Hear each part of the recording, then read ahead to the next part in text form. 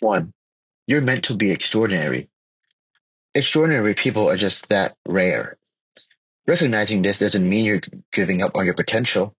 It means you're dissolving the illusions you have about what it means to be your whole self in life of your best life. We tout the one in a billion success story as though it's a natural end goal of working hard and actualizing yourself. It's not.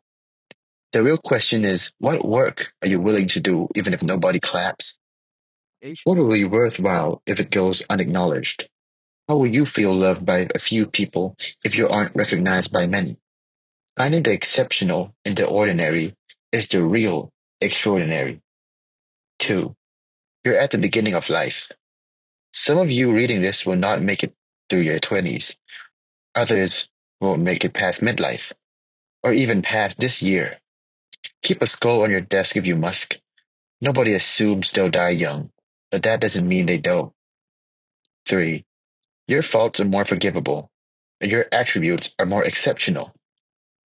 Believing that you're less responsible for your misgivings and that you're more exceptionally skilled at your strength is the mindset to which many people default, but it ultimately just keeps you small.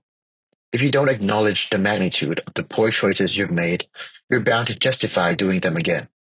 If you live and act as though you can slide by because you're ever so slightly better than everyone else, you'll never actually try. 4. You can literally be whatever you want. If you don't have the IQ of a rocket scientist, you cannot be a rocket scientist. If you don't have the coordination to be a professional dancer, you won't be a professional dancer. Wanting something badly enough doesn't qualify you to have it. You cannot be whatever you want, but if you work hard and don't give up, and happen to be born through circumstances that facilitate it, you can maybe do something that crosses your abilities with your interest. And if you're really smart, you'll figure out how to be grateful for it, even on the difficult days. 5. You can outsmart pain. You cannot think your way out of pain.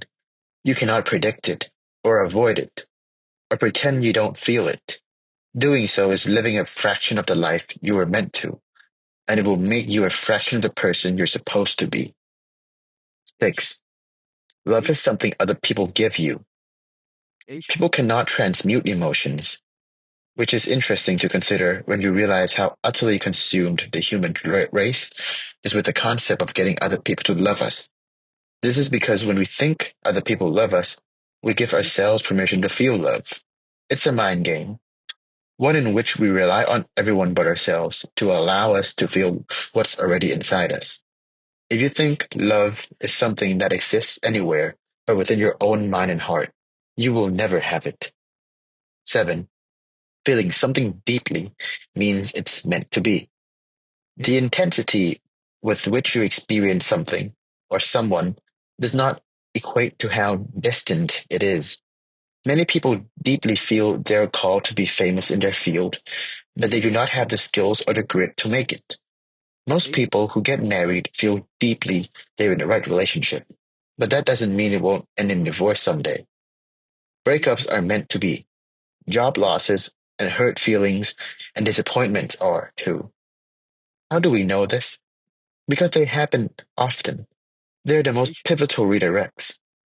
Forget the final picture you want your life to amount to. It will never exist the way you think it should. And in the meantime, it will only ensure that you waste what you have in the moment. There's only one final destination here. The only thing you're rushing toward is the end of your life. 8. If you work on yourself enough, you won't struggle anymore. If you work on yourself enough, you'll understand what the struggle is for. 9. You can control what other people think of you. You can control how you treat people, but you cannot actually control what they think. The idea that behaving a certain way will elicit a certain response is a delusion that will keep you puppeteering through your life. It will distance you from the person you want to be and the life you want to live. And for what?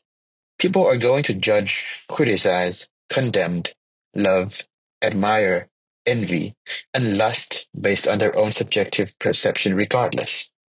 10. Hard work guarantees success.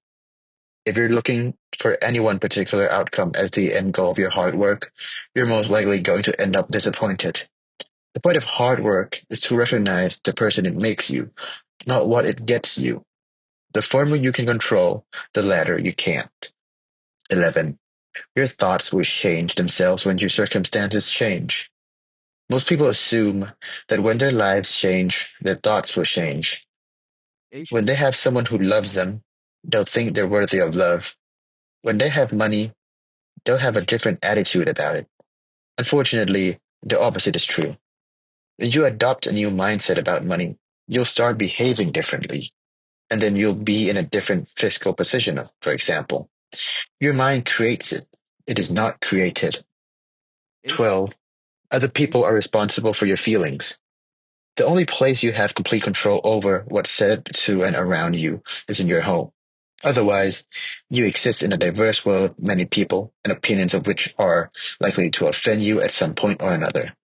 If you want to assume you are the focal point of everyone's life and ascribe meaning to every passing comment and idea that doesn't soundly resonate with your own belief system, you're going to live a very difficult life.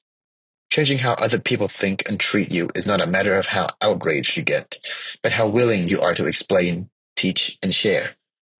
Defensiveness never precedes growth, it stuns it. 13. Emotional intelligence is infallible composure. Self-esteem is believing you are supremely, completely good. Happiness is a product of not having problems. Emotional intelligence is the ability to feel, express, and interpret your feelings productively. Self-esteem is believing you're worthy of loving and being loved despite not being supremely, completely good all the time. Happiness is a product of how you cope with your problems and whether or not you see them as the opportunities they are. 14.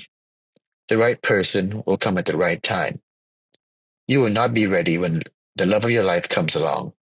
You also probably won't be ready when you see the listing for your dream job, or to buy a house, or maybe have a kid, or maybe quit the job and try to write a book you keep thinking about, or get sick, or lose a relative, or die yourself.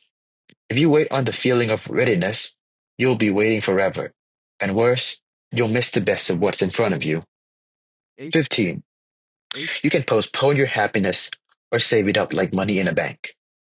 People postpone their happiness to keep themselves safe.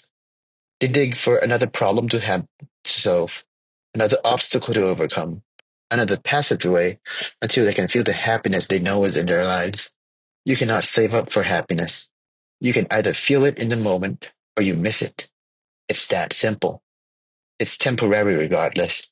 The only variable is whether or not you ever felt it in the first place. 16.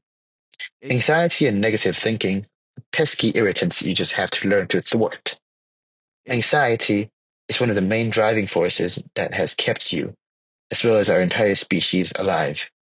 Struggling with crippling overabundance of it usually means you're not listening to it, or there's some major issue in your life you refuse to address or take action on.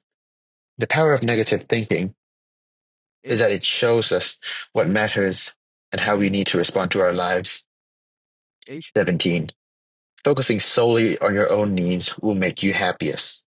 Despite what many corners of the internet would have you believe, self-sufficiency is just a precursor to happiness. It is the foundation. It is crucial, but it is not the connectedness of which human beings thrive. Committing, sacrificing, trying and trying again for the people you love and the things you believe are what make life feel worthwhile. Meeting your own needs is the first step, not the ultimate goal.